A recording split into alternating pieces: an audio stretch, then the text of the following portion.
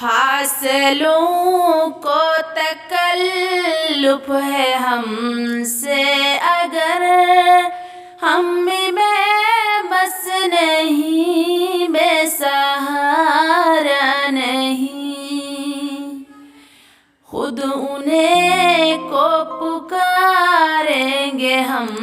دور سے، راستے میں اگر پاؤں تھک جائیں گے، جیسے ہی سبز گنبد نظر آئے گا، بندگی کا قرینہ بدل جائے گا،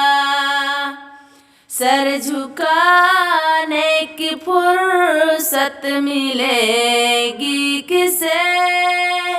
خود ہی آنکھوں سے سجدے ٹپک جائیں گے،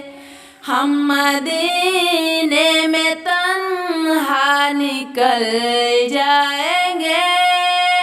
اور گلیوں میں کسد بھٹک جائیں گے، ہم وہاں جا کے واپس نہیں آئیں گے،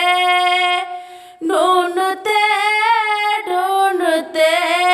لوگ تھک جائیں گے، نام ان کا جہاں بھی لیا